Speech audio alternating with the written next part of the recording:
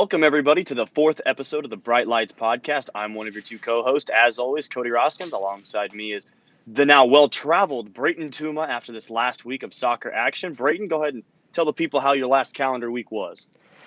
Oh, it's been a crazy one, and not just with my own work and my own life, but I was able to get out to see Underwood versus Loma this past Thursday, which was a surprising one, and we'll touch later. We'll touch later on that. And then Saturday was the big one. I saw so many games. I was trying to keep track of all the scores and everything, which if anybody was following on Twitter, got a little hectic at the beginning there because I was getting all the scores at once and. Had a little bit of a mishap, but we fixed it. So apologies were made. But it was a great day, and we're going to talk about that more. But, I mean, it's dream job. I got to sit there and watch my favorite sport all day. I got to talk to an athlete, and we'll be showing that later. And we also have a new segment about that. So we got a lot to cover in a short amount of time. So, I mean, we might as well get to this. Right, Cody? It was a hectic week for you and for Spotlight Sports. We did a lot of stuff around the area. But like you said, we have a lot to get into. So let's go ahead and jump straight into the template as normal, Brayton, with some area soccer and scores. With the overwhelming amount of tournament action and on-site action you had this last week, we're going to only breeze over the scores because there wasn't a lot of conference matchups. But what were some of the games in the WIC boys, girls, Hawkeye 10 boys, girls, and obviously the Missouri River Conference that kind of caught your eye? So the ones that kind of caught my eye were obviously for the WIC girls, I was able to travel to it. Loma versus Underwood. We thought that the score was going to be a little bit closer, but Loma proved that they are a younger team. And I was seeing flashes though of what could be in later dates, later in the season, or maybe even next year. Sadly, we're going to have to wait to see that, but I think Loma can really develop into a good team. It's not a knock to say they're too young or the score we thought was going to be closer, but it is what it is, and I could tell that the girls were out there. They were trying, and they were giving it their all, and that's all you can ask for from an athlete. So, but over on the Underwood side, one thing that I was able to see was they had great communication. I mean, the entire game, that's from their starters to the second strings to third deep, all of them were able to communicate, interchange fluently. One thing that is apparent with this Underwood team is they have a ton of depth. In the interview, it was brought up. They do have depth. That is not a joke. Anybody can play any position. These girls are athletes, and it's not like they have a second condition or a second position that they're kind of okay at. They're good at what they do. Like they'll switch positions in the blink of an eye, and they'll be able to just pick up right where they left off and play the position well. So on the girls' side, it was a Loma versus Underwood matchup that ended in a 10-0 Underwood decision. And another game that caught my eye was the Friday right before Saturday. We were able to see a bigger school take on a smaller school in Harlan versus Tri-Center. It's not a game that many people talked about. It's not like they had a ton of flashy goal scorers or great defense, but both play very quality soccer, which was nice. It's a good thing to see, and just being able to kind of hear about the game. Had a couple of friends, was able to see some clips. Unfortunately, I don't have any of them, but Tri-Center, still an unproven team, took a loss on Friday to Harlan at Merrill. I believe the score was 4-1, if I'm correct. 6-1 for the Harlan Tri-Center. 6-1. It was 6-1. In all honesty, it was probably a closer game than what it seemed. But once you start piling goals on, it turns into a thing of can we continue to do this? And some of them are luck, and sometimes it's just not your day. And I think that's kind of where Tri-Center was at. It just wasn't their day from the sound of it. Not knocking any Harlan team, they played a good game. Were able to secure a win against a WIC team that's still trying to find themselves. So those were the two games that kind of stuck out one on the boys' side, one on the girls' side. So. Yeah, and there wasn't much movement up and down the conference as we kind of noted this week. In terms of the WIC, Underwood, well, again, was really the only big mover. They took on the top two teams in their conference and were able to beat them both pretty handily. I think it was Tri-Center and Underwood was 7-1, and then it was a 10-0 decision. So against the top two teams in the Western Iowa Conference for the girls soccer, they won it by a differential of 17-1, which is pretty incredible. But Georgia Paulson and amongst many others who follow us on Spotlight Sports on Twitter made immediate impacts in that game. You got there at halftime or a little beforehand, and it was already a 5-0 game. So they came out ready to play. As we jump ahead now, Brayton, and this is kind of what we're planning on spending the bulk of the episode, you were on site for the Iowa-Nebraska Border Battle, which featured a boys and a girls get together, kind of a round-robin style tournament where they took some ranked teams from each state, some non-ranked teams from each state, and they had them go head-to-head. Obviously, it was a very windy day from anybody that was there. We have videos of the linesman poles being completely horizontal, but can you kind of just touch on what kind of happened at the Iowa-Nebraska Border Battle? First of all, to all athletes that attended, congratulations. It's a great thing to represent your state, winning or not. To be picked or to even be invited to represent your state as one of the top teams it's an amazing honor. So congratulations to everybody that was there, and good luck to all athletes that are continuing. I hope all of you have wonderful seasons, no injury, no nothing like that. So with that, we're gonna kind of get into it. The first game that I was able actually to get down and see was I showed up about 5 minutes into the first half. It was on the first turf field. It was Bellevue West versus the TJ girls, and Bellevue West is a very quality opponent. It's pretty high ranking, pretty high up there when it comes to Nebraska girls soccer. So I was really interested to see this because this is going to be good competition for TJ and to kind of see where they measure up. And they did not disappoint. Unfortunately, TJ did drop one here against Bellevue West in a 3-1 decision. One of those goals coming really late, so it was really more of a 2-1 match. The last goal, it was actually right after I left.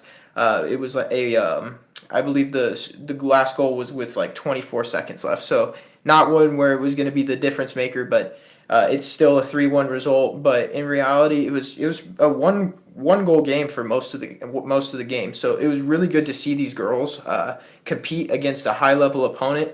And I mean compete. I was watching them, had great communication. The midfield was able to fluently transition from defense to offense. Offense was making the correct runs. I was loving to see it. And there was amazing coaching on the sideline. I mean, these girls are here for each other and they're playing for each other. And that's a big thing when it comes to soccer, especially when, you guys are just transitioning in and out. Somebody coming in to give you a break. And when that puzzle piece is removed, and a different puzzle piece has to fit in there, and the game can continue fluently, that is a great thing to have for a team. So TJ really surprised me with that. And in all honesty, I was hoping to get to see a little more, but there were so many games I had to go make. I wish I could see everyone, but it just every game from start to finish, but it wasn't possible. And then the next game that I was able to go on to see was a Bellevue East versus an AL boys. And this is one where I watched and I showed up I think it was about 5 minutes before halftime, so I was able to kind of see the tail end. That was when you texted me, was that you had just left the TJ game. Yes, that I had just left the TJ game. I was headed over to watch the AL boys. I had been informed of the score wrong, when I tweeted about it, that is my fault. 15 minutes on Twitter. Exactly. That was my fault because when I walked back over. When I left, it was a 1-1 game. And when I walked back over, because I had turned around to watch a little bit of Omaha Northwest versus a TJ game, and then I walked back over to see a little bit of the Millard North versus West Des Moines Valley, a little bit of a warm-up there as they were coming back. And so I came back to check scores, and I had been told it was a 2-1 result in favor of AL. So just a little miscommunication there, but apologies have already been made. I was sorry about the wrong report, and then everybody has a gotcha moment. Everybody has a gotcha everybody moment in does. journalism, and there was your first one. Yeah, I felt bad, but you're fine. Yeah, the Millard North versus West Des Moines Valley girls. That was a good one. I was able to sit down and watch. West Des Moines Valley played an amazing lights out game. They finished with a great result over a quality Millard North women's team. Got a 3-1 victory by 2 goals, and it was from what I understand, it was a pretty well paced game where they had by about that halftime mark. The score may be close, but the talent differentiation was apparent. So they were able to separate themselves there. And then I was able to go and see a little bit of the Bellevue West versus West Des Moines Valley boys. That game was the opening to it.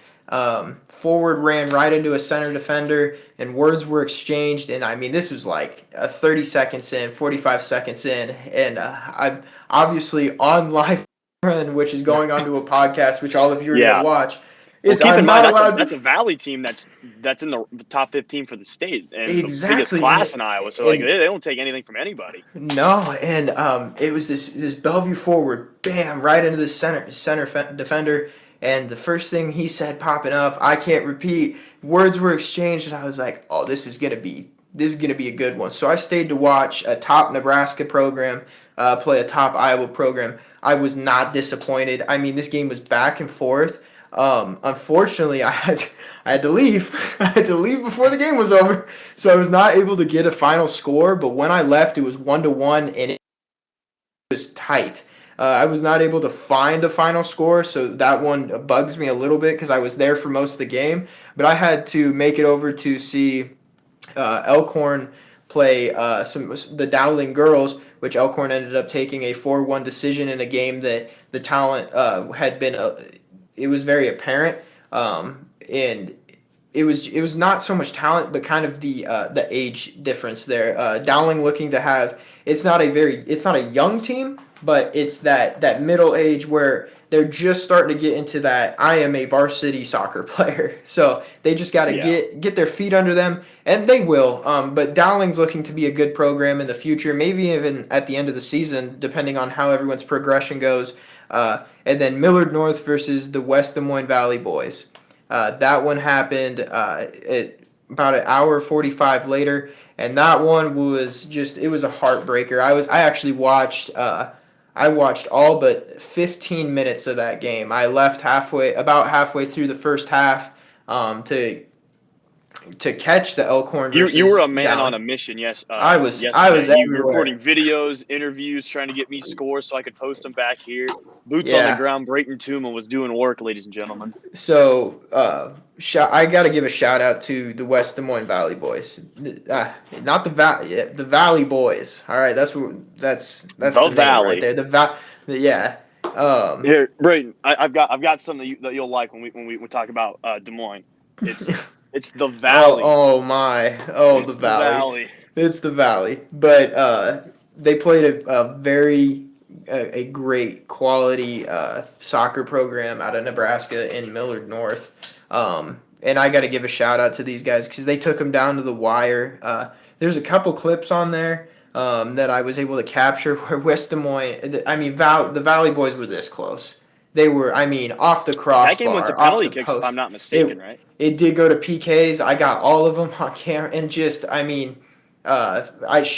out to the Des Moines Valley keeper. Stopped 2 of them. Talking ice veins, just a cold dude. But when it came down to it, final kicks. That last kick, it tipped off the post. It was this close, and then Millard North able to ice it with just a bender into the bottom corner. Looked like it was going right at the keeper, and the thing just dropped off. A quality shot. You can't ask for any better from a PK. Great keeper deception. Just quality soccer, and that's what it was all day, and that's why I was so excited to get out there. And thank you to everyone who stopped me, said hi, and said that you guys enjoyed what we're doing. It's great to hear that. It means a lot to us. It really does. Means a lot because as of right now, 0 sponsors. This is all out of pocket. This is on our own money, on our own free time. We're just trying to make something that people enjoy. in all honesty, not only do we do this for us, but we do it for you guys too, because it's true. I mean, Southwest Iowa sports and kind of Iowa sports in general are kind of underreported. So I mean, We're a it's good flyover just to state, man. That's how people you view the was state. We're just a flyover. flyover state. But a game that I was able to sit down, watch, game of the night that I wanted to see, had to see it, couldn't miss it. Any other expression to where I had to be there at location. All right. Millard North girls versus our very own AL girls. We all know Oh boy. my yes, my views on the AL girls.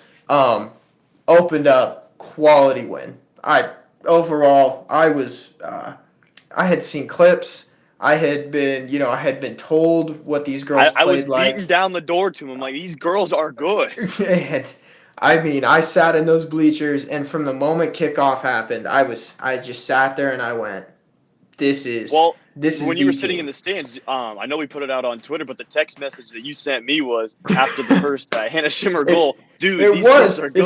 If you want the graphic, if you want a screenshot of the actual text, I We'll went. screen grab the Twitter and we'll put it You could on. screen grab it.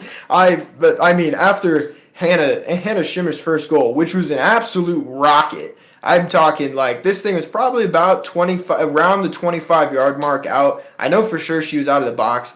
I mean, she's right in her interview, which we will have posted. So a little bit of a spoiler here, but she talked about how she just took this 2-on-1 and just saw an opportunity. She took the opportunity, and I mean that's absolute rocket, top left corner, upper nine. I mean, just a beautiful shot. And then later she would end up making it 2-0 result.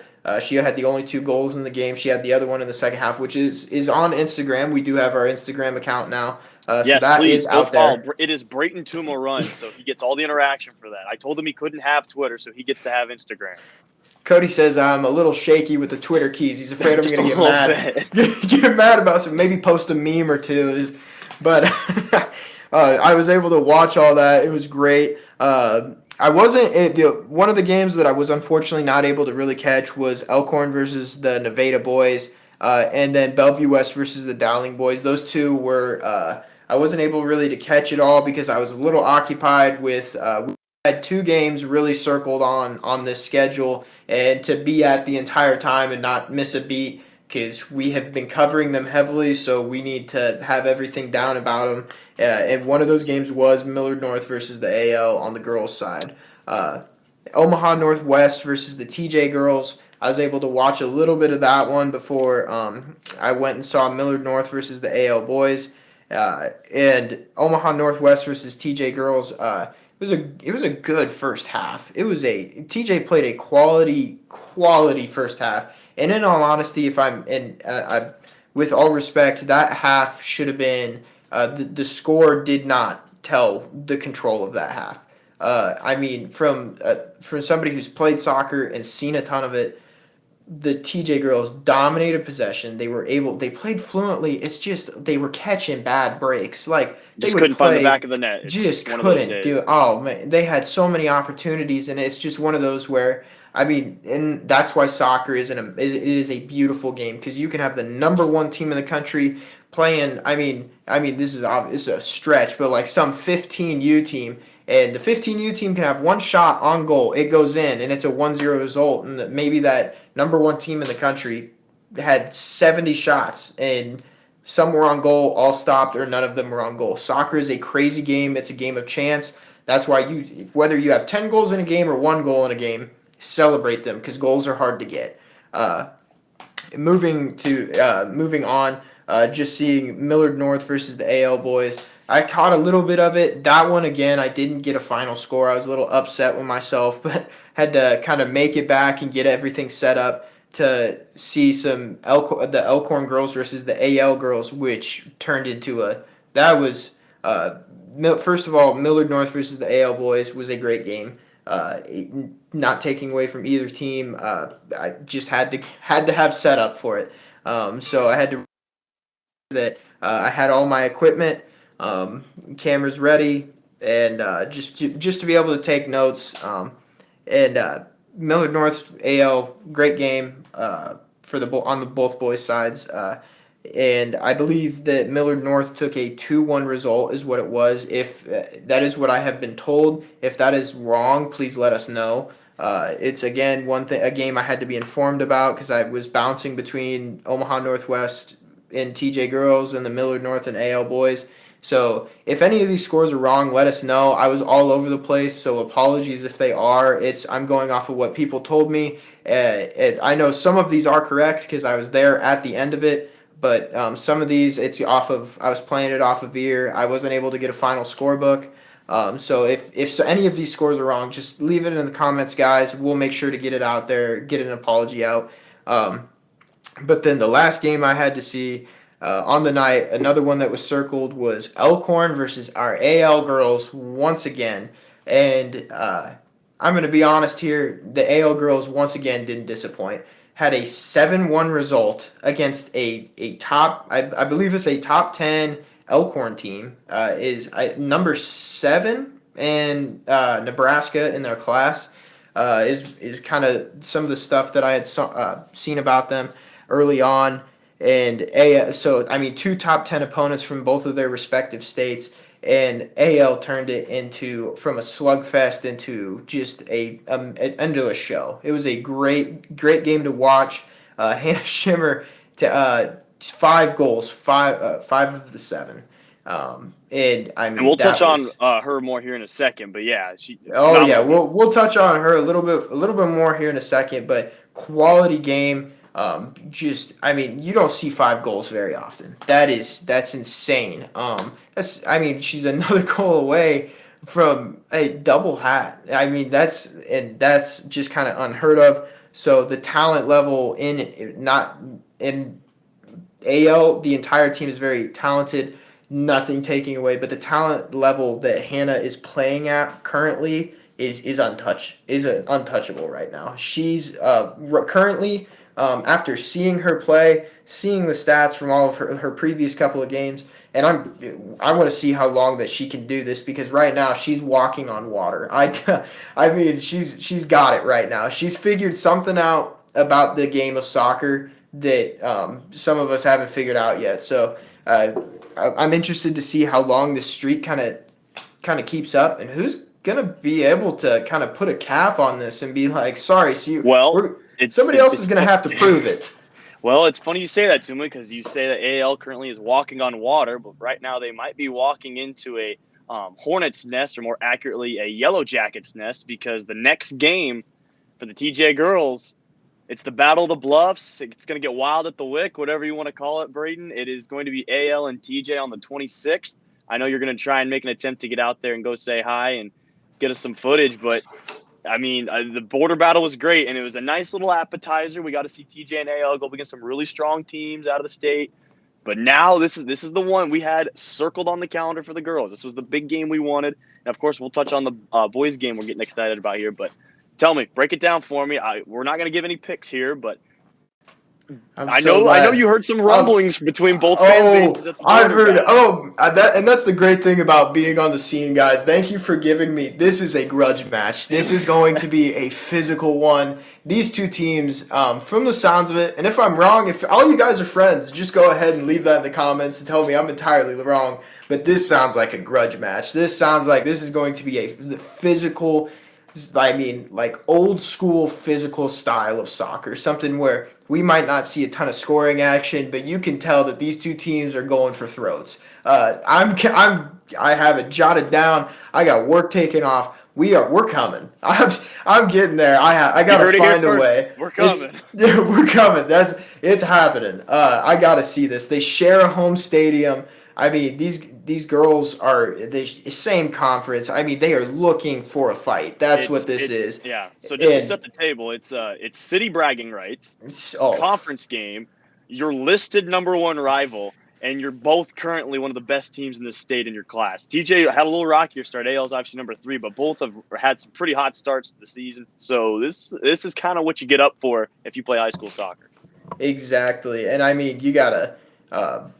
This is something that you gotta look at and you go, holy cow, this is something I'm waiting for. So I'm excited to see see something like this happening, and I'm ready to be there because this is going to be a great game. I'm hoping to get some better camera quality. We're looking into that, but two broke college students on a budget trying to host a podcast, it's a little tough. So that's kind of what we're looking at right now. So sorry for camera quality, but like I said, me and Cody both agree with this. If you guys have your own clips, I mean huddle clips that you guys have taken, More clips than from the happy to game, take them. more than happy to give you guys photo credits and use them on the podcast, use them on Instagram, use them on Twitter. Seriously, guys, like if you give us the material, thank you for helping out. Pictures, clips, anything like that. I mean, for all we know, I mean, we could be getting a TikTok. The AL girls were out there making a TikTok. We had that talk before you went out there. If you were brushing up on your TikTok link. Yeah. I mean, these girls, and that's another thing about the AL girls. They're out there having fun. This is a very fun team. They're out there laughing, even in a close game. But, I mean, the moment they need to turn it on, it's there. Like, these guys can play, and they can play very well. And the same goes for TJ. TJ was having a little fun. I heard him talking behind me. I was actually taking photos for the AL game, and they were all sitting on the pad for high jump. They're all just laying there, sitting down, talking. Those girls were having fun, and so this AL TJ game for bragging rights, the Battle of the Bluffs, the grudge match, whatever you want to call it. It's going to be a good one. We'll come up with a snazzy name. Don't worry. We will. We'll come up with a snazzy name for you. Snazzy. It'll be a reveal. We'll get like a little pretty graphic for it and everything. Cody, that's on you. We all know that my graphic abilities are very limited. It's got to come after which this. You'll see as a parent later. So, yeah. But just as we kind of finish up, that'll probably be the last thing we can really touch on for the girls because we still got to wrap up boys soccer, and we don't want to take too much time here because we still have to talk about the biggest thing in track for the state of Iowa, the Drake Relays. So we got to get into those here soon. But Tuma, just looking ahead of the schedule for the boys, obviously our alma mater, HSTW, takes on Riverside, which was always a great soccer match for you guys. You guys close. It's always been said proximity breeds contempt, and those two definitely don't get along in a lot of sports, and a lot of them know each other, grow up with each other. So it's a lot of fun when the Vikings and Bulldogs can get together. Kemper Catholic plays Panorama. Trainer will play Denison Slushwig for the boys, and Sioux City East and North will get together. Glenwood and Tri Center will also play. That's all just, on the, I believe, the 26th. As we keep scrolling through the week here, it's just kind of games dotted up and down the schedule. Nevada's up against Collins Maxwell on Wednesday. East and West will meet for the boys' side. The girls' game went to, I believe it was overtime. And then Logan Magnolia will also play Trainer in the WIC. Hawkeye 10 getting a little bit lighter action. And then finally, as we head on to the 29th, Atlantic and Harlan Community, AL will play Trainer. Just a lot of good games up and down. It's going to be hard to pick out who we want. Tri-Center Riverside, Missouri Valley, Glenwood for the boys' action. There's going to be a lot of games. Waukee Valley is going to be a really good one. I don't know, Brayton. I don't know how we're going to be able to pick out 6 games to put on the graphic for this next week. I don't know, Cody. We're looking at it, and like you said, a lot of these games are looking to be very quality matches. How do you pick? I mean, we're gonna. Yeah. I tell you what, I'll take this hat off my head. We'll write a couple games down. We're just gonna start picking. That's at this point. Pull names out of a hat for this week. That's what we're gonna have to do. I think. Looking at it, this is what we're starting to see, though, from all and we said it in episode 2, and it's very apparent. All these games that got rescheduled, they're starting to bunch up, and we can't cover them all, sadly. But it's very apparent that there's going to be a lot of talent, and a lot of talent is exploding onto the scene. We see some young guns that are out here trying to prove that they're about to have a 3 or 4 year run with all their talent, and some seniors and juniors trying to prove like, hey, my last year or my last 2 years here, you guys are going to remember who I was. So, and that's very apparent with all these games. So it's going to be interesting to see.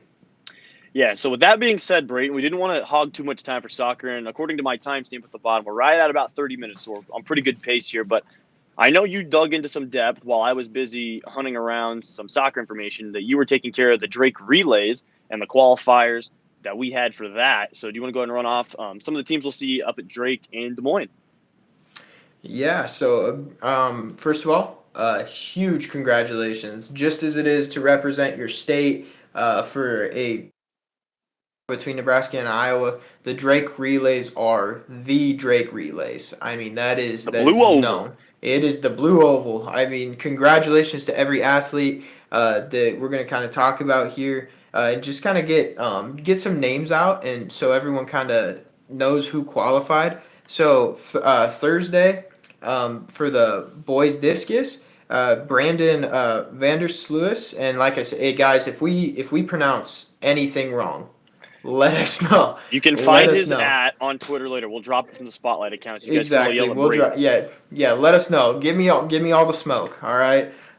So we have Brandon Vandersluis from Lamar's and Evan Adams from Kemper Catholic. Both of those guys will be throwing discus at 4 p.m. on Thursday. For the girls' high jump, Taylor Josham from Heelan and Elizabeth Jacobson from Underwood. Both girls will be jumping at 4:30 on Thursday for girls shot put, and the first day is all field events, if I'm correct. I was not a track athlete. You usually bunch it together where they get all the field events out of place so they can use the infield for the runners and their prep teams. So then following high jump, girls shot put at 4:30, Kenzie Schoen is from Kemper Catholic, Sarah Morales from Shenandoah, Emily Baker from Bedford. All of these are area athletes. So this is showing you that we may not be talked about, but Southwest Iowa has talent, and that's the thing. That's what we're trying to do here: is show that Southwest Iowa has talent and bring it to attention. So then moving on, we have boys long jump at 5 p.m. Taden Brown from Clarinda, Aiden Coyle from Bishop Heelan. Both of those boys will be jumping at 5 o'clock. Boys 3,200 is going to be Gabe Nash from Sioux City North, Will Lohr from Sioux City North, and Nathaniel Keifel from Sioux City North. So, I mean, North having pretty good distance team right there. And I was a distance runner, so I love watching anything 800 or more. I'm all in on 800, mile, 2 mile. Oh yeah. I mean, it's an amazing race to watch. I mean, we know that I was not a very. We've already established. You were a straight line runner. I was a straight in circles. There was no circles. All right, I ran the 40. I ran the 400 twice in my career. One of them was indoors, so it doesn't really count. And then the other one, I about died. So we decided no more. And then my track career was over anyway. But and that's why you left the running to me, and I left the soccer to you. Exactly. So the girls 3,000, Kaya Downs from Sioux City East, she will be running at 6:07 p.m. So we're starting to get into some more exact times for all this stuff. And then Friday, the girls 100 hurdles, the prelims will start at 8, and the finals will be at 10:30. Running in those is Maddox DeVault from Nottoway Valley. For the boys hurdles, the prelims 8:15 and the finals will be at 10:35. Reese Spieler from Lamar's is running, and Carter Davis from Underwood is running. And then the girls 100 meter dash, and this is where we start to get our straight line events right here. This is my cup of tea. This is straight Burnham speed. Girls 100 meter dash, the prelims 8:30. Finals will be around 2:30-ish, depending on how time runs. So Holly Dow, I believe it is, Sioux City West. Lily Junkie from Sioux City West, and then Alana Harris from Sioux City East. Those girls will be running in the 100 meter dash. The boys 100 meters, prelims 8:50, finals at 2:36 p.m. Brennan Mohannan from St. Albert's, which if this podcast continues into the fall, we're gonna cover a lot of him in the fall. And we saw on Twitter I think it was the Barstool St. Albert's account, which I didn't know high schools had Barstool accounts now, but they were exchanging with Harlan Barstool, and they were talking about how 2 runners from Harlan were fast, and then I think Brandon went ahead and beat them. And then St. Albert's had commented with, well, he's faster than hell. So we'll see, I guess. But fun little exchange there.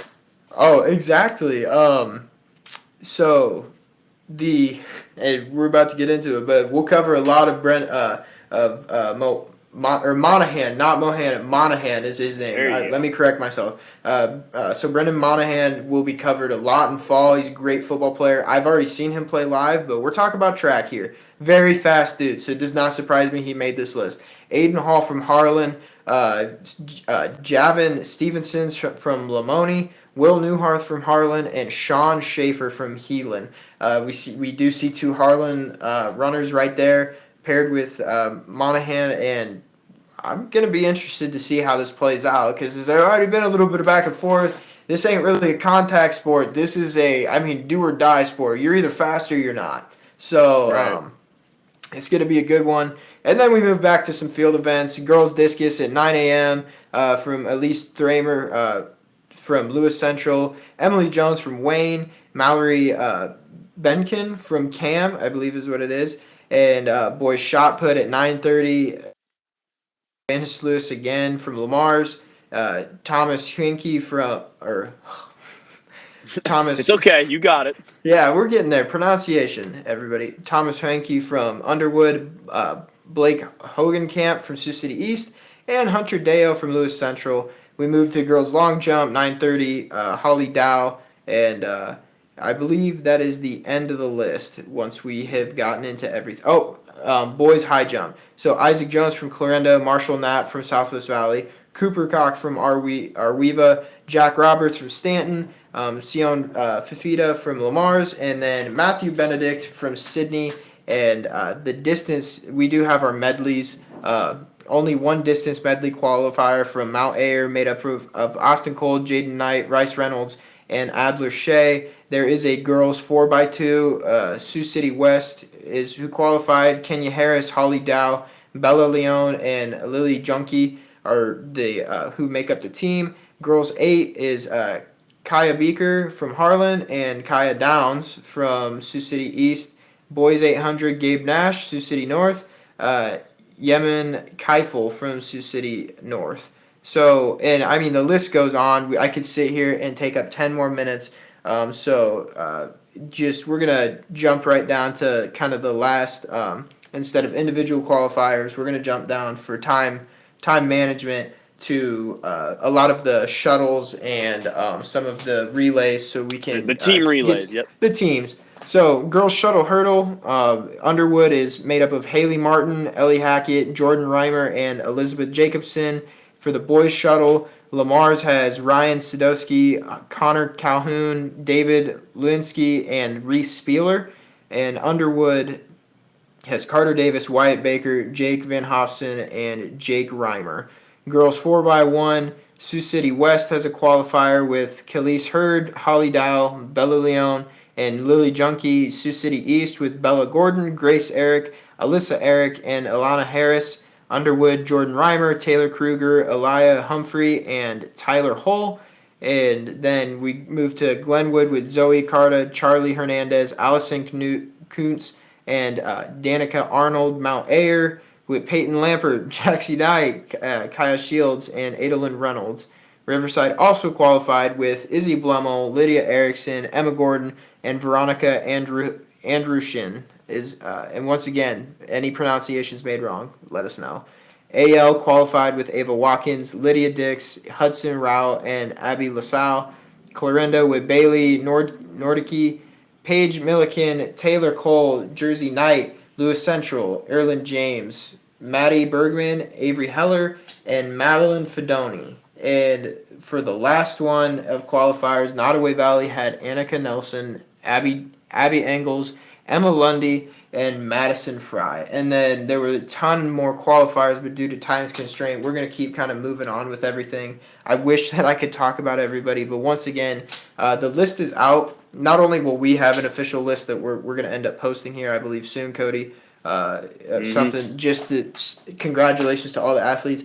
I believe KMA had one that came out that kind of said everyone. So there's another resource. KMA Land, I believe, does have a have a Yep, Derek Martin and Qualifiers. Derek Martin, Yes. all of KMA land, does a great job of Yep. getting the So names out there. due that to we time, can. we're gonna move on. So I'm sorry if I didn't name you, and sorry if I mispronounced the name. But it's just we're running this, and we're trying to get through to get this to you guys. So Yeah, and like he said, as a guy who ran track, coming from the guy that ran soccer, it's a big honor to go up to the Blue Oval. I only ran up at state. I should say I ran at state. I was up at state as an alternate, but never got to run. So for those of you guys taking part, cherish it, enjoy it. It's one of the coolest things, and it gets a lot of respect around the state and around the Midwest. So have fun with it, represent your schools well. And with that being said, Brayton, we didn't have a whole lot of golf to cover this week. There weren't many area athletes that recorded that jumped into the 9-hole lows, 18-hole lows, or adjusted averages. So we're going to go ahead and jump into, again, one of the fan favorite segments. It's time for Tuma Takes.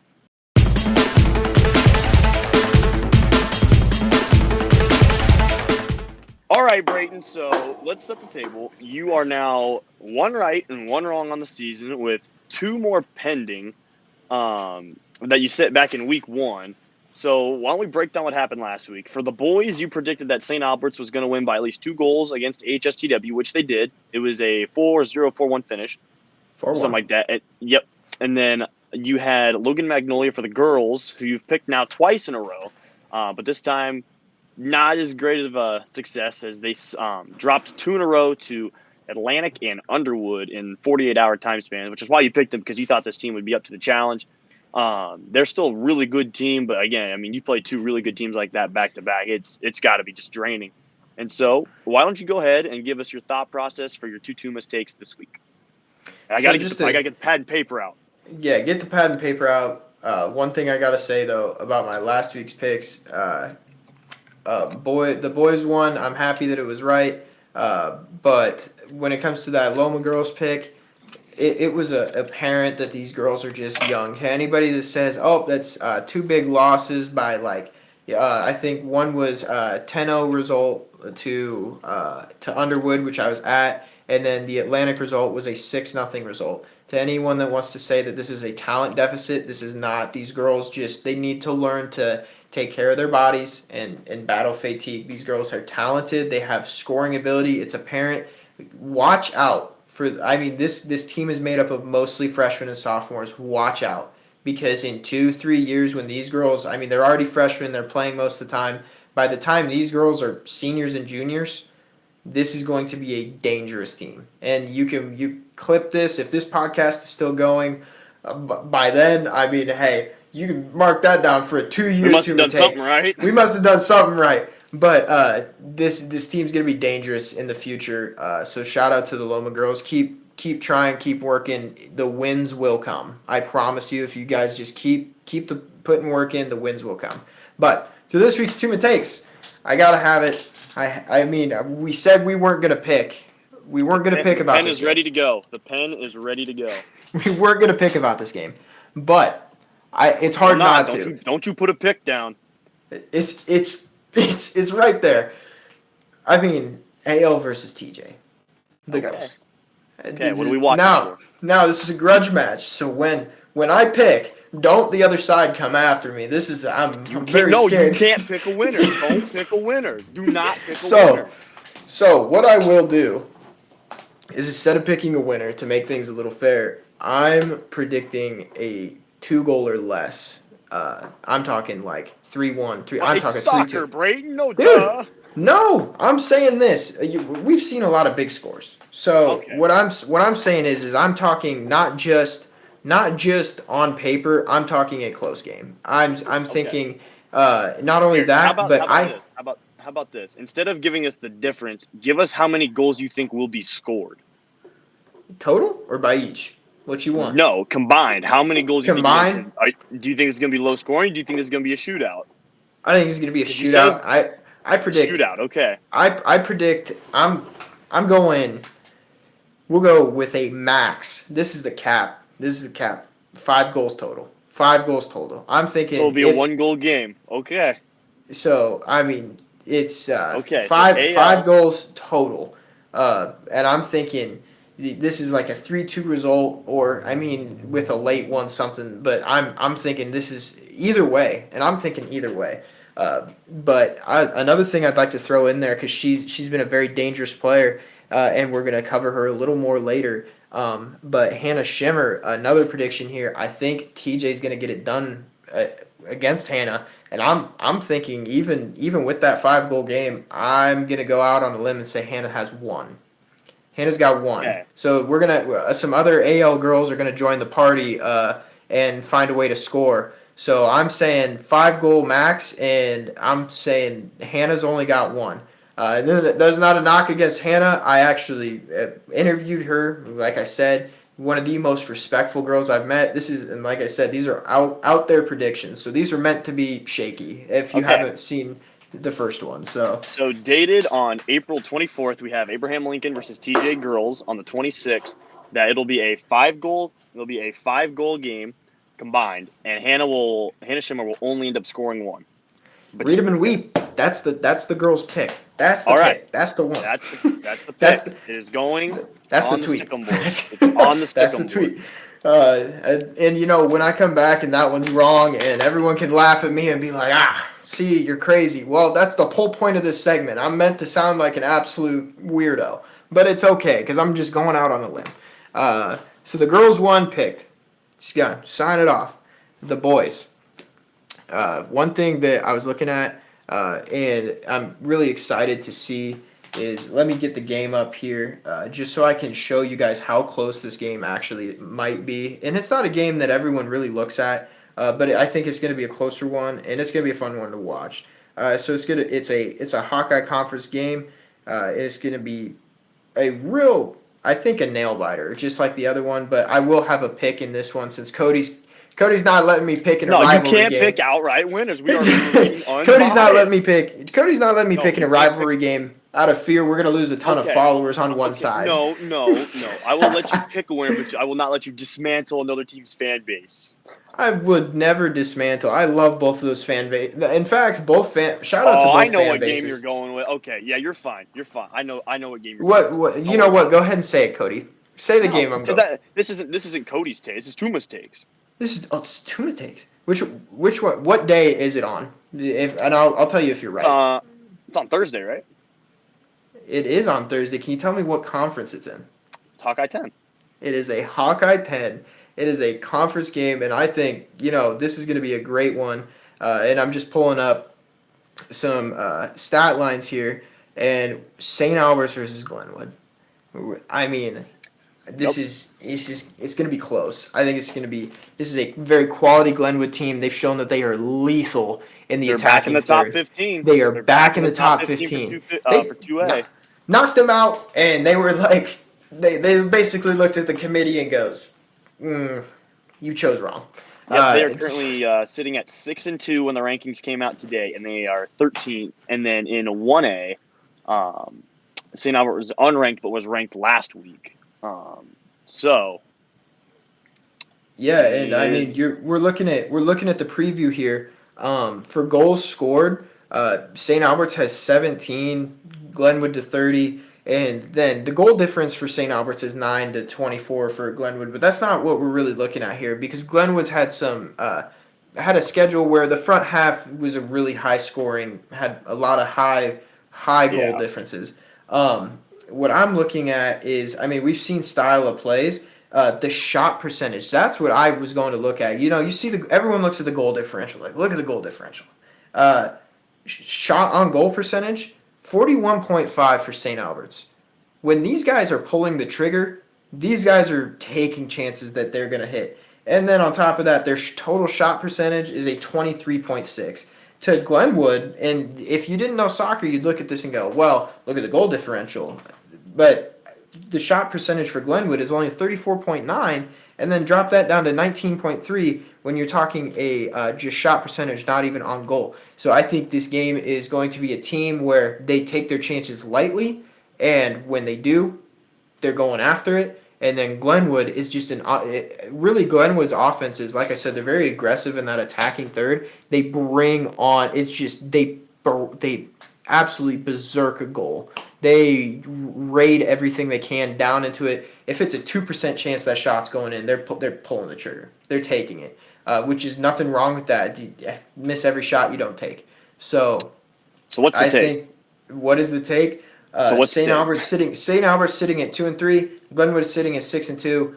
I'm going to take St. Albert's. I couldn't tell you a goal differential, but I think they're going to find a way to get it done. Whether it's a 10-9 result, Okay. a 2-3 result, I'm taking St. Albert's. I think these boys have been a little down, and I think this is the game where they flip it, and they're going to test the ranked team. They're really going to do it, and I think they're going to take them. Okay, so you're picking them outright to win? Outright. Okay, so to recap, for your girls' pick, you had Abraham Lincoln and TJ, who play Wednesday. I believe, right? It's 20. No, that would be. I think I said that wrong twice. It'd be 26th. Tuesday. There's no game. Tuesday. Yeah. Tuesday. There's no games on a Wednesday, duh, Cody. No games on a Wednesday. We don't do that in Iowa. So you're taking a 5-goal combined game. Hannah Schimmer only scores 1, so it'll automatically end up being a 1-goal game.